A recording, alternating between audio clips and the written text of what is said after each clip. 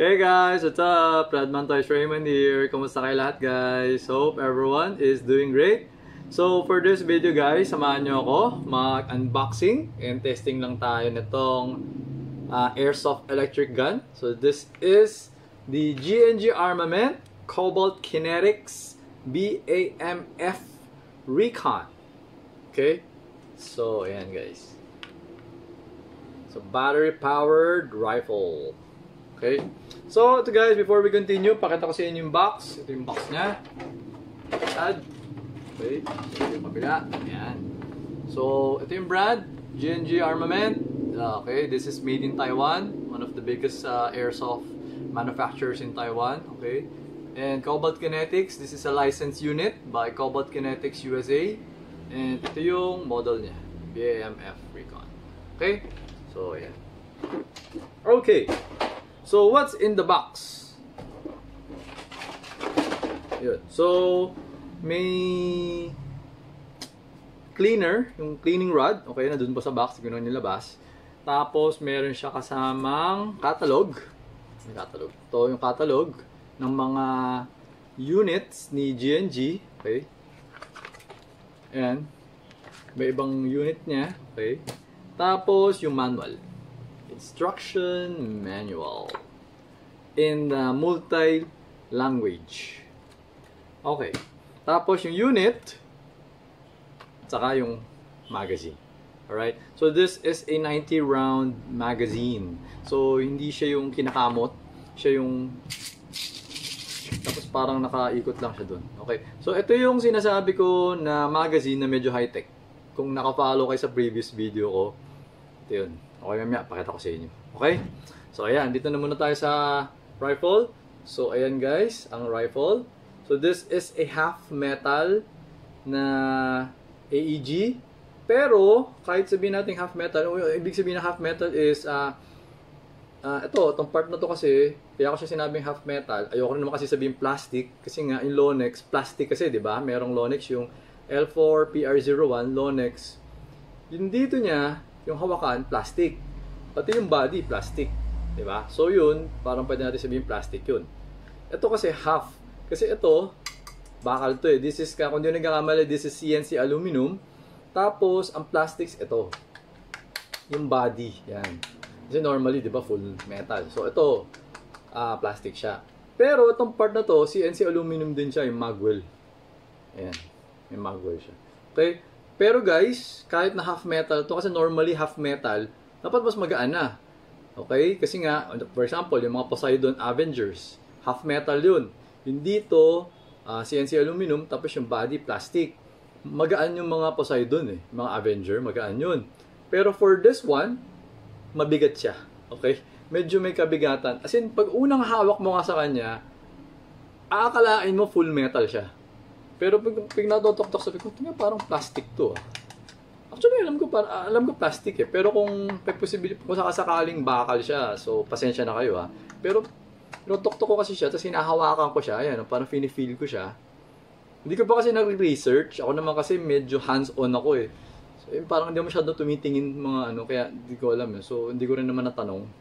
So, ayan, pag hinahawakan ko kasi siya, wala siyang lamig. Kasi ito, malamig eh. Ito, malamig eh.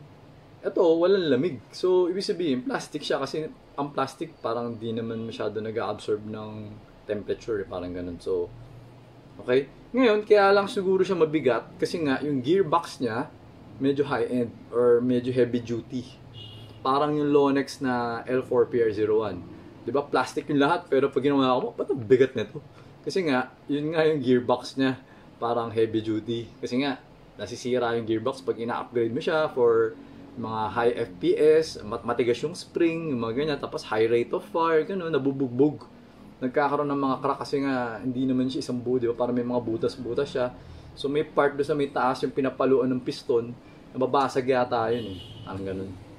Kaya, siyempre, latest model, kaya upgraded. Mga gano'n. Okay? So, ayun siya guys. Ngayon, for the fire selector switch, medyo kakaiba din yung fire selector switch nito. Kasi nga, ayan, makikita mo, this is the semi. And this is the semi. Ay, sorry. Yung kanina, this is the safe. Okay? And this is the semi. And this is the full. Okay? Hindi siya yung semi-safe. Iba naman yan. Yes. Safe, semi-full auto. Okay? Safe, semi-auto, full auto. Hindi siya ganoon. Sa kanya, safe, semi-full. Okay? Half lang. Okay. Tapos, ito siya, yung mag-release, ambidextrous. So, meron dito. Tapos, meron din sa kabila. Ayan. Okay. Tapos, itong parang bolt release, no? Medyo gumagana siya. So, ito, kakasayin natin. Diba? Pull natin charging handle. Ayan, nagdalock yung parang, hindi naman siya dust cover. Ito yung dust cover. So, parang ano siya yung, hindi ko alam mo natatawag ng term sa kanya. Okay? So, parang plate siya. Parang, kunwari, bolt carrier daw. Okay? So, ito yung access mo to access the hop-up. So, to adjust the hop-up, pataas. Okay? So, yan. So, itong, yan, ipapress natin yung bolt catch.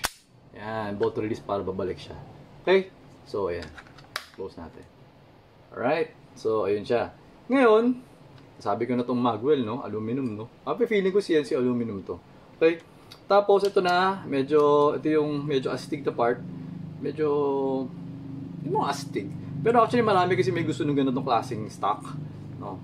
So, alam ko rin naman kung bakit. Kasi nga, di ba, ito yung isang setting niya. So, pwede mo na siyang gamitin, di ba? Ganyan, ganyan, ganyan. Ngayon, kung kinakailangan, kunyari, masyado kang malaking tao, parang bitin ka pag ganito. Parang, kasi minsan, pag kunyari, sobrang laki yung kamay mo, syempre, ito, ganito, pwedeng, parang nakaganon ka na eh. Nakaganon. Pag sobrang laking tao ka. So, syempre, nakakangala yan dito eh. So, gusto mo, parang medyo may konting angle. Okay? So, dyan mo to hinihila. Ngayon na to, adjustable to. Ayan, meron siyang mga butas. So, may tornilyo yan. I-adjust mo, ililipat mo siya kung saan. Para mangyari sa kanya, ito yung pangbalik. No, to, pang-release. Ayan. So, parang dalawa lang yung setting niya. Ganito, kapag ganoon mo, ganun na, tapos na. So, medyo mabilis. Hindi katulad pag yung M4, di ba, parang yung stock, tapos sige mo 1, tapos may 2, tapos hanahanap mo pa yung butas, tapos 3, na-shoot na ba? Na-shoot na ba? Parang ganun, di ba? Kasi yun lang naman yun, di ba? Pero kanya-kanya yan, okay? To each his own. Meron iba gusto yun, meron iba gusto yung ganito. Ako, both, pareho naman maganda eh. So, kasi paminsan nagpapalit-palit din ako ng ano, minsan gusto ko malayo, minsan gusto ko malapit. So, okay? Meron nga yung iba, gusto naman nila fix. As in, hindi na adjust yung bat, parang isang tube lang na gano'n, tapos gano'n na. Yung iba, nakaganon yung mga barrel nila. Okay? Ngayon, actually, kung mapapansin nyo, medyo binaba ko yung barrel, di ba? Kasi medyo nabigatan ako. Sumakit yung ano ko, parang medyo nangalay ako. Okay? Kaya medyo binababa ako konti. Okay. So, ayun guys. Ganun siya, no? So, to remove this, actually, i-remove ko kasi lagyan natin ng battery. Yan. Meron siyang ganito. Yan. So, tingnan pa, paano ba? Yun, sa kabila. Yan. Tapos, open to. Pwede na natin itong tanggalin sa buo. Okay? Yan. So, ito yung sinasabi ko. Hindi ko alam makikita. Ito. Yan. Nakita mo yan? Yan. Yan. So, itong screw na to, lilipat mo dyan. So, depende. Pwede mo siya lagay dito. Pwede dyan. Pwede dyan. So, ito yung mag-ano. Kasi ito yung parang pipigilan eh. So, kung gusto mo medyo closer, medyo malapit, medyo maliit lang tayo, ganyan, dito tayo. Tapos kung gusto mo naman medyo malaking tao ka, gusto mo yung malayo yung rifle, para nakaganon ka or something, lalagay mo dito. Okay? Para, yun. Okay. Ayan, lagyan natin yan. So, ito, ang lagay ng battery. Okay? So, medyo mahaba naman siya, pero ang gagamitin nating batteries ito. Okay? Kasi nga, meron siya nung parang MOSFET, saka meron siyang fuse. So, parang nagiging masikip kasi kapag malaki yung battery. Pero, meron ba akong 1.2 dito? Meron ako 1.2. Ito, parang kasya din naman. Ayan. No? So, doon sa mga hindi familiar sa mga battery, so this is a 1.2. Ibig sabihin niya, 1,200 mAh. Tapos, this is a 1.0. Makapansin mo, mas maliit. So, ibig sabihin, kumbaga mas matagal to maubos kaysa sa dito sa 1. Pero matagal dito maubos eh. Kasi ako never pa ako nakaubos ng battery kahit na 1.0 yung ginagamit ko. Tagal din naman sila maubos. Kumbaga ano sila, marami nagpipm pa minsan, sir, gaano katagal maubos? Depende kung gaano kakalakas pumutok. Kung gaano kadaming naputok mo. Okay? Minsan, kumbaga, iba tatanong, ilang araw? Ganun, depende. Kumbaga, kung hindi mo ginagamit, matagal. Pero pagka baka 10 minutes, 15 minutes, ubos na. Mas depende kasi power kasi siya eh. You're draining the power, ginagamit mo yung kuryente. Kumbaga, pag sa bahay mo, di ba? Kapag may isang ilaw ka lang na ganun, yun yung ginagamit mo, baka yung kuryente mo eh zero, buwan-buwan. Kasi nga, hindi mo nare-reach yung minimum. Di ba? Pero pagka may rep, may aircon, may may TV, tapos 24 hours naka-open, paglabas ng bill mo, 10,000. Tapos magre-reklamo ko, ba't ang taas ng bill ko? 24 hours nakabukas yung aircon mo eh. Saka yung ref mo pa, di ba? Yung ref mo, ganun kalaki oh. 2-door. Tapos meron pa sa ilalim, mga ganun. Okay? So, ayun guys. So, ito, ang cover. So, buksan natin, pakita ko sa inyo. Ayan, yan yung tube niya. Okay, so, saan yung cover? Ayan.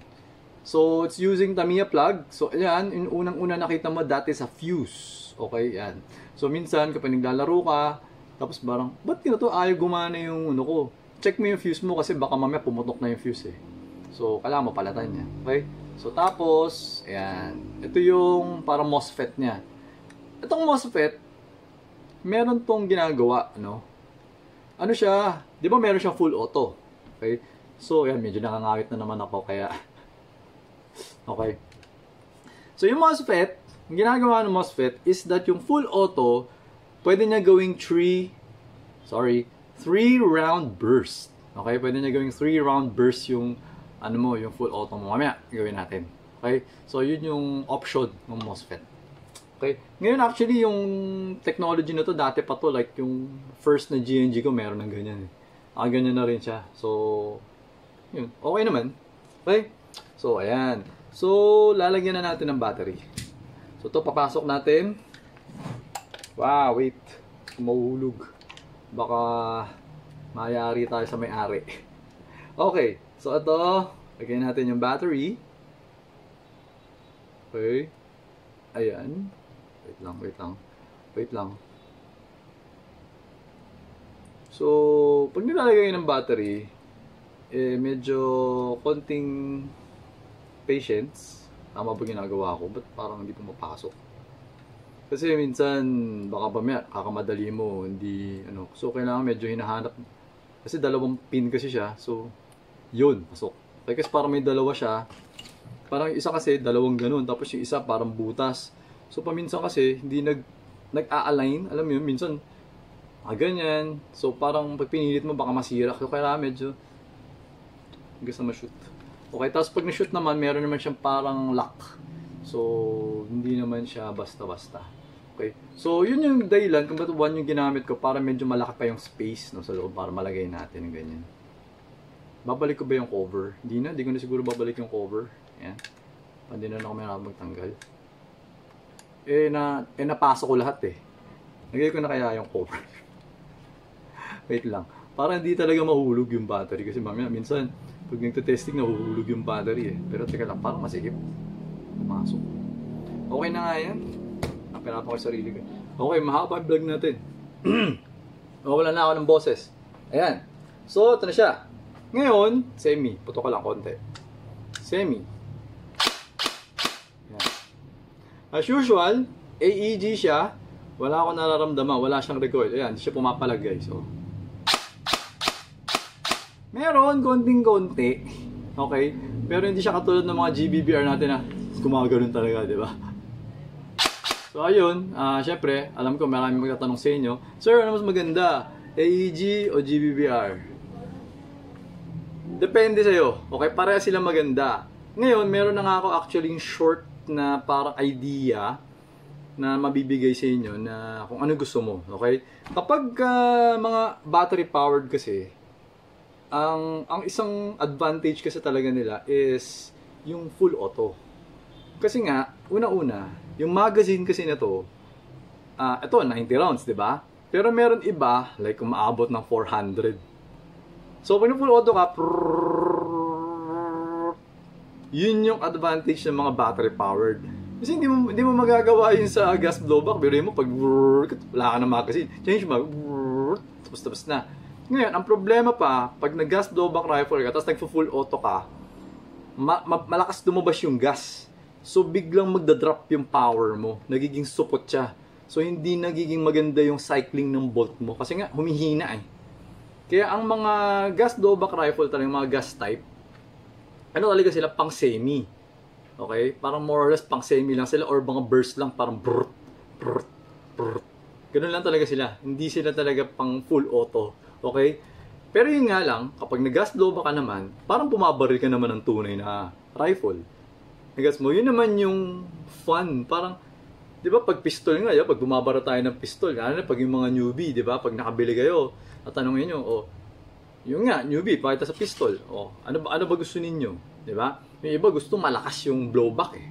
Pag malakas yung mga blowback na gusto ninyo, yung mga high kappa, mga T-Rex, mga Type K, yan ang mga bilhin nyo, malakas, mga Novritsch, yung SSP-1, lakas mag-blowback yung mga yan, pag bumabari ka, tjajag, gumagano nyo, malakas. Ngayon, pagka gusto nyo naman, medyo kaya ako, nire-recommend ko nga sa mga newbies, yung mga Glocks, diba? Kasi yung mga Glock, mga 17, 34, malakas yung FPS nila, pero yung blowback nila hindi ganun kalakas. Hindi ko alam kung bakit ganun eh. So, sa tingin ko siguro yung design ng nozzle. Mas malalaki kasi yung nozzle ng mga high kappa. So, mas malakas yung blowback nila. Siyempre, mas malakas din sila gumamit ng gas compared sa mga Glocks. Kasi yung Glocks, para mas mahina. Yung FPS naman kasi, wala naman masyadong kinalaman dun sa nozzle. Okay, may ibang part yun eh, na ang factor. Okay? So, yun lang naman yung summarization niyan. Tapos, siguro, pag battery, siyempre, mas matipid. Kasi mas matipid ang kuryente kaysa sa gas eh. Kasi, pag nag-charge ka, charge mo siya, di ba? Gano'ng katagal? Mura lang ang kuryente eh. Yung gas, di ba? Isang lata. Gas type. Mabilis maubos. Kumbaga, kinakarga mo yung bolt, malakas yun. So, depende talaga sa tao. Ako kasi talaga parang, alam mo yun, sabi nga nila, di ba, parang, money cannot buy happiness. Go buy a gas blowback rifle. Okay? So, ayun. So, ayun guys. Naka-semi-auto. Ito yung full auto. Teka lang, huwag tayo kaya. Huwag tayo pumutok pag kasi nga, baka bumaba yung compression. Ang gagawin natin is, kargahan na natin ng bala to. Para mag-test na tayo. Okay? So, ayan. Yun yung magazine. So, ito. Lalagyan natin ng bala. So, pasok natin. Lalagay ko dito. Ayan. Pwede na yan. Madabit namin yan. Test na tayo ng FPS. Okay? Ayan. Balik natin yung bala. Okay. So, ito na, guys. Pasok natin. Okay. Ayan. Check natin. Okay. Sakto. Okay, sa semi-auto. Then, saan yung ating chronograph? Okay. Always remember to keep your trigger finger out, okay? So, ayan guys. Hindi ko alam kung nakikita nyo ba? Ayan. Hindi ko masyado makita, maliit eh. Okay. So, ito. Semi-auto. Meron ba? Ilan? 343. Okay, so ayan. Medyo low yung FPS niya. Kasi nga, ang mga GNG, yung clients or yung market ng GNG is usually sa Europe, sa Canada, sa Italy, sa France, parang ganun. So, dun kasi, well, actually, masakit na yung 300. So, parang ganun. Kasi nga, syempre, alam mo yun, dito sa atin sa Philippines lang yung mga nagpo 450 eh. Na, ang addict tayo eh. Makapal yung balat natin eh. Diba? Or gusto natin masaktan. Or gusto natin manakit. Hindi ko alam eh. Okay. So, anyway, ganyan. Ngayon, actually, naalala ko nga, nung yung GNG ko dati, yung, ano ba yun? Nabili ko yung Warthog, okay? Uy, low battery na ako. So, yung Warthog ko, actually, nung tinanong ko yun dun sa nagbebenta, sabi sa akin, 420, 400. Tapos, okay. Tapos, binili ko na siya. Tapos, bumili ako ng Chrono. Pag Chrono ko, 370 lang. Hindi ko na binili kasi ang layo ng pinagbilang ko sa may Santa Rosa, Laguna yata yun. Sa may Santa Rosa, Laguna ko na nagkakamali. Yung isang airsoft shop doon. So anyways, okay? So ito, ulit. So nasa ganun siya, 340. So kunyari, gusto mo ng ganito or gusto mo ng high FPS, upgrade mo na lang, palata mo na lang yung spring na to, no? Para lumakas yung ano. Tapos check mo na rin siguro yung compression. Tingin ko okay naman yung compression siguro na to. Spring lang siguro. Baka malambot yung spring. Okay? So, ayan. Ngayon, check natin yung full auto, rate of fire. Okay, dito tayo. Dito na rate of fire. Malambot nga yung spring. Ang bilis ng cycle. Ayan, 19.7, di ba? Kita mo? So, yun yung maganda sa battery. Yung full auto. Gets nyo? Ganyan siya. Wala nang bala. Wala na eh. Okay. Ngayon, di ba normally, kapag ka AEG, yung mga battery, kapag ka tinatanggal mo yung, kunyari, wala nang bala, pupunto ka, wala nang bala. Pag tinatanggal mo yung magazine, may nahuhulog na bala eh. 4 na piraso. Normal yun normal. Ito, walang nahuhulog. Walang natitira. Bakit? Okay. Ito yung medyo high-tech sa kanya. Kasi meron siyang ganun, no? Ayun, guys, oh. Oink. So, lumalabas, tinutulak talaga niya lahat ng BB. So, sagad, nauubos mo talaga lahat ng BB mo. Nagets, no? Ang galing, no? High-tech, no? Tapos, guys, meron pa. Okay, meron pa isang high-tech dito, hindi lang yun. Dalawa yung high-tech sa kanya, eh. Okay. So, ngayon, ang gagawin mo dito is ipapasok mo muna siya, syempre. Para malagyan mo siya ulit ng bala. Okay, yan, pasok natin. Ang ganyan, pasok mo lang, okay? Tapos kargahan natin konti. Yan, lagyan natin. Yan. Okay? Tapos, ito. Testingin natin ulit, okay? So, baka hindi nyo masyado makita. Hindi ko alam. Teka. Ito yan, game. Dito lang siguro, teka. Bigyan ko ng tela dito para ano. Dito tayo. Ayan. Testing natin. Pakata ko sa inyo. Ayan. Semi-auto lang tayo. Semi-auto. Okay lang. Okay lang ba yan? Ayan. Ayan.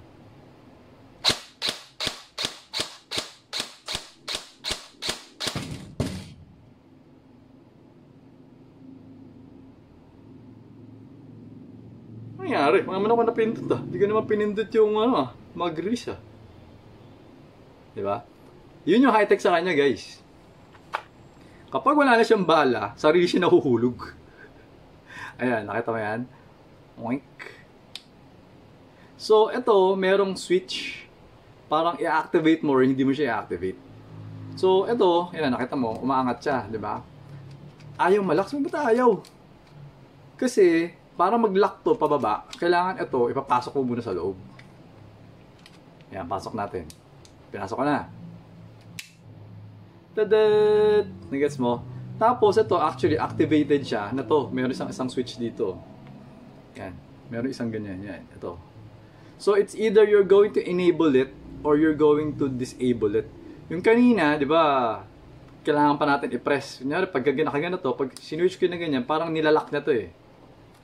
So, pag ganyan, wala to, walang bala, di ba? Oh. Hindi siya mahuhulog kasi dinisable natin.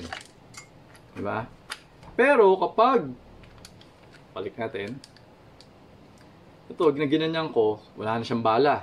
Diba? Nakita mo, walang bala. Walang bala, diba? As in-enable ko. Pag hindi ko nagkakamali, pag pinasok ko ito, mahuhulog eh. Tignan mo.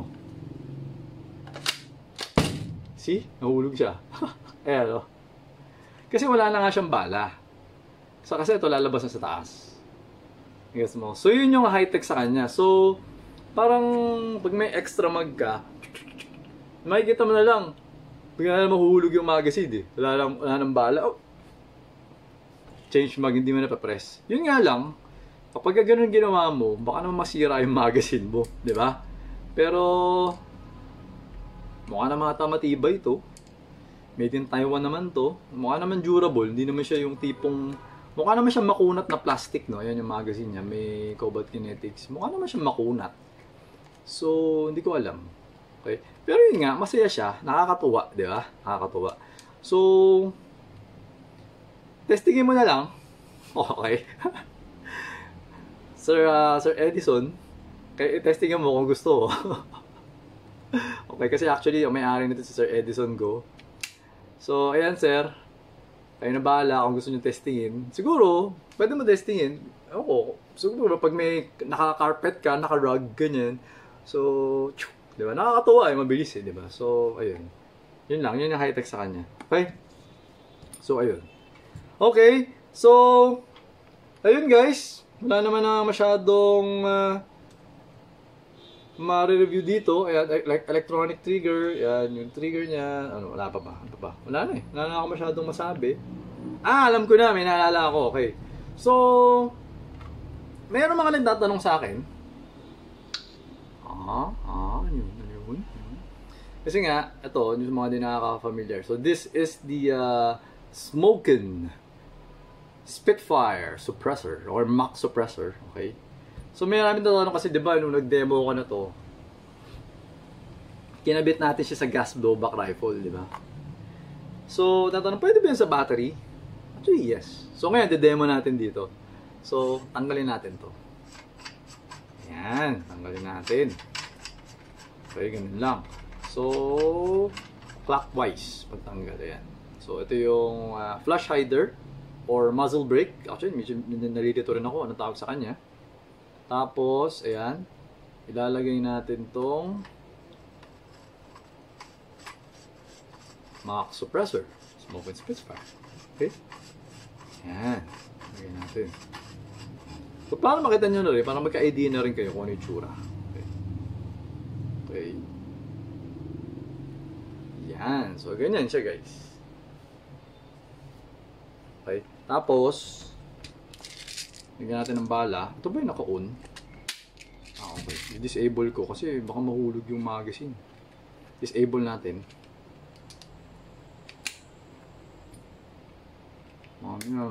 Pag nakuha ni Sir Edison to, ibalik sa akin.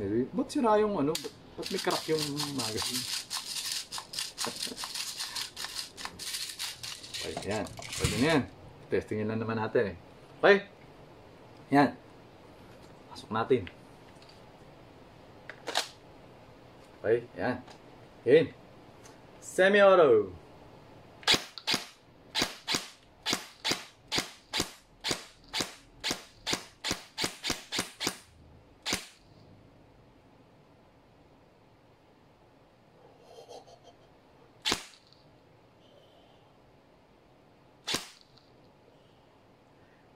Full auto.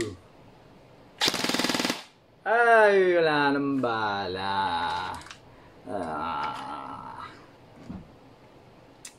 Lagyan natin ng bala. Sige, tingnan pa natin. Para makita natin yung full auto. Yun yung maganda sa mga AEG, yung full auto. Kasi nga, hindi siya masyadong nagagawa ng dami ko nilagay So Edison, ayan testing na talaga yung unit nyo. So, okay, ayan, game. Full auto.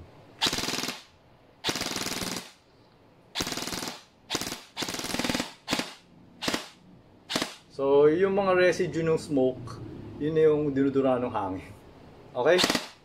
Alright. Alright. Okay? So, ayan guys, nakita nyo na.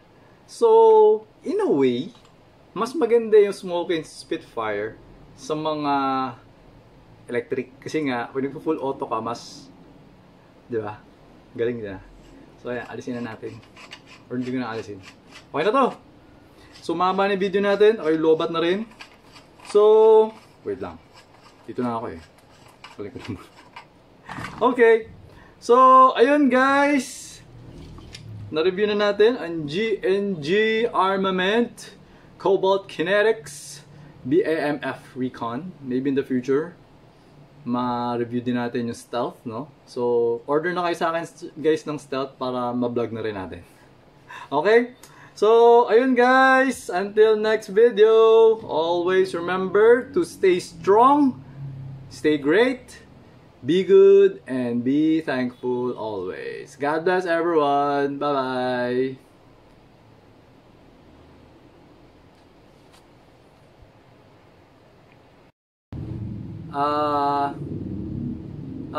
So, ayun guys.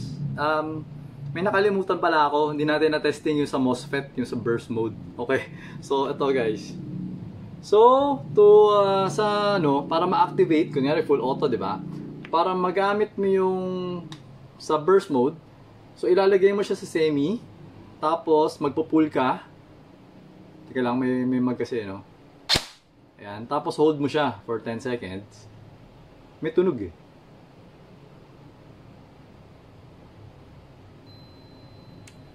Hindi ko alam kung narinig mo. Release mo siya. Tapos, ayan. So, ito, naka-burst mode na to. So, ayan, guys. Pupul natin. Ayan.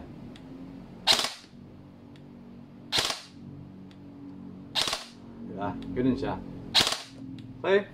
Ngayon, kung gusto mo naman ibalik, lagyan mo na siya sa semi. Ganun ulit. Pull and hold for 10 seconds hanggang sa may tunog.